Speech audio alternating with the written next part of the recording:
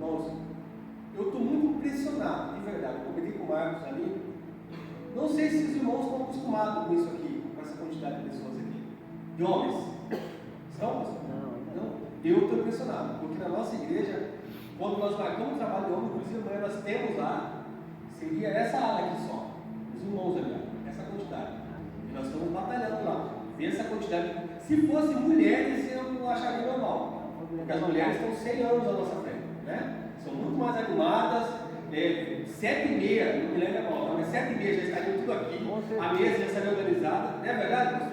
Mas homem é assim mesmo. Homem é assim mesmo. Pega no tranco, demora pra. Mas uma hora vai, né? E eu cheguei ali na entrada, olhei e falei, o ano de Noé, o ano de construção da arca. Esse é um tema bem profundo, né? Para ser debatido aí. Irmãos, dito isso, não é o culto do domingo à noite, não é uma pregação, é um bate-papo, é um estudo que eu queria fazer com os irmãos. Por quê? Por que é o estudo? O pastor me passou o tema e me passou o versículo. Ele falou, não fuja disso, né, pastor? Preciso trabalhar em cima disso, preciso ser fiel ao que ele me passou. Só que, irmãos, tem muitas coisas que nós podemos aprender com esse tema, que nós podemos aplicar na nossa casa, no nosso trabalho, na nossa vida individual e principalmente no reino de Deus. É verdade. Principalmente. E eu queria compartilhar com os irmãos algo que talvez lá no final do culto, esse seja o objetivo, que você vá para a sua casa falando assim, eu não escutei nada de novo, não é esse o objetivo. Eu não escutei uma palavra, também não é esse o objetivo. Nós não precisamos de grandes sermões vazios, nós precisamos de uma palavra que transforma, que nós guarda no nosso coração. Mas que você vá para casa e fala assim, poxa, já li tanto esse texto, já estudei tanta história desse homem, só que eu não tinha percebido o quanto dentro da minha casa eu poderia ter feito isso, o quanto na igreja eu poderia ter feito isso, o quanto eu como empregado, como amigo, como vizinho, poderia ter feito isso e eu acabei de fazer. Eu quero que você vá para a sua casa hoje, irmãos, com a convicção do seu coração, que Deus tem muito mais para realizar na nossa vida, se nós permitir que Ele realize. Glória a Deus. O pastor Mark Bullock ele fala uma frase que eu acho interessantíssima. Ele fala assim, um pregador americano, Batista, inclusive, não estou puxando a sardinha, tá, para Batista, mas é o pastor Batista. Ele fala assim que a única pessoa que impede Deus de realizar algo na nossa vida não é o diabo. Quem que é? Nós mesmos. Se você falar, eu não quero viver o seu tempo na minha vida, Deus não vai te obrigar. Porque se Deus te obrigasse, Ele ia estar entrando numa área chamada livre-arbítrio. Ele estaria intervindo no seu livre-arbítrio. E se tem uma coisa que Deus não muda, é aquilo que Ele determinou. Então o teu livre-arbítrio vai continuar intacto. Você vai decidir o que você quer. Deus de chão, uma picada, como eles falavam, né? É onde passava cavalo, nós atravessávamos o rio, tirávamos o sapato para atravessar o rio, dobrava a calça para não se molhar, para chegar no culto de 4 horas da tarde, que era o culto da noite, mas era 4 horas da tarde. E a igreja era repleta de gente. Não tinha transporte, não tinha luz elétrica, não tinha um violão tão bom como esse, um microfone para chegar ao alcance tão longe como esse. Mas eram irmãos que eram cheios da presença de Deus. Hoje nós estamos vivendo a era da modernidade, do celular, do notebook e por aí vai, do IA, né? Hoje, se o pastor falar assim agora, Leandro, monte uma mensagem em 5 minutos, aí se eu pegar o IA eu vou montar, mas não tem explicação nenhuma do Espírito Santo. Então nós estamos vivendo essa era agora, onde as pessoas querem servir a Cristo de forma artificial. E o tempo da Covid aí trouxe um ensinamento que eu não acho bom para a igreja. Eu falo para mim, tem muitas pessoas que se acostumaram a viver de lives. E aí você vai cuidar e falar, não, eu assisto de casa o culto lá. Não é a mesma coisa assistir de casa.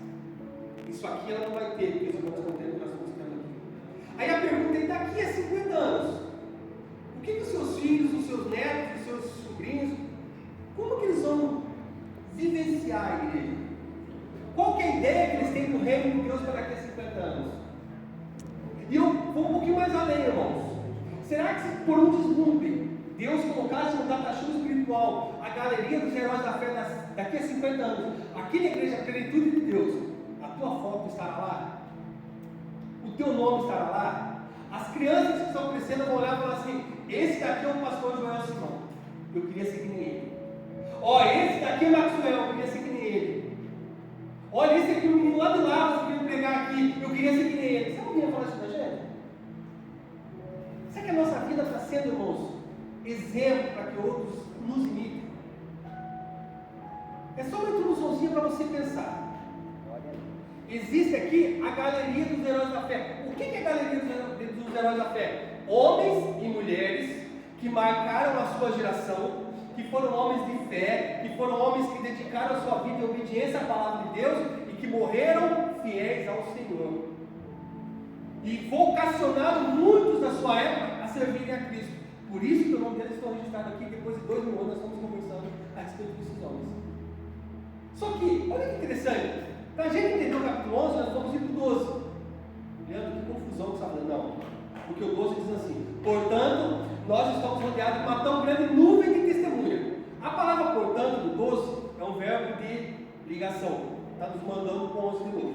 Portanto, existe uma nuvem de testemunha. Que testemunhas são essas? Porque o capítulo 11 está registrando homens e mulheres que morreram no Senhor, que deixaram exemplo de fé. Eles são testemunhas para nos ensinar, para nos mostrar que é possível nós vivermos aqui e vencermos, e passarmos pelo vale e chegarmos ao final fiéis ao Senhor.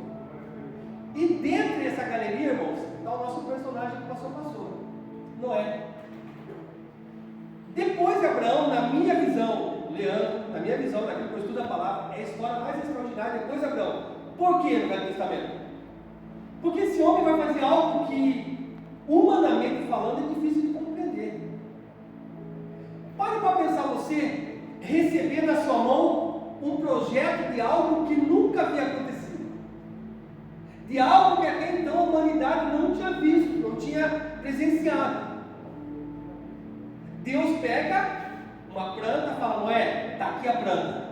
Côvado para cá, altura tal, compartimento aqui. Todo mundo fala assim: esse muro que está construindo até uma raposa derruba. Desce daí mesmo. Tem uma grande obra, não posso parar. Você já imaginou quanta gente tentou desanimar esse homem? E não é diferente da nossa vida, irmãos. Principalmente, grave isso na tua mente, quando você está firme nos caminhos do Senhor. Se prepare, que árvore que não dá fruto, ninguém taca pedra. Se você está recebendo pancada, está sendo perseguido, é porque você está gerando fruto. Alguém olha para a tua vida e vê esses frutos. Você acha que quem está pregando aqui na frente é mais forte que você? Pelo contrário. Só Deus sabe como a gente sobe aqui muitas vezes, né, pastor? Para trazer a palavra. Porque as pessoas olham para nós, irmãos, olham para você e muitas vezes querem fazer aquilo que você faz, mas não se permitem passar pelo processo que você passou. Deixa eu fazer uma pergunta aqui. Pode responder, pastor, alto, está no tempo dela. Eu sei a resposta já. Quanto tempo de ministério?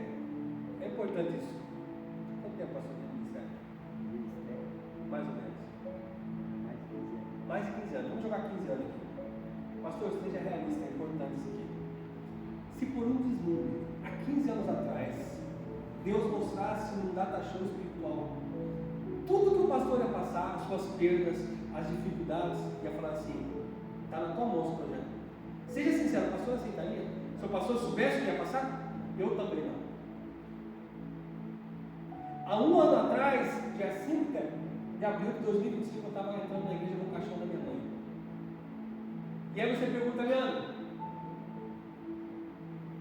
o que Deus falava com você? A minha graça te basta.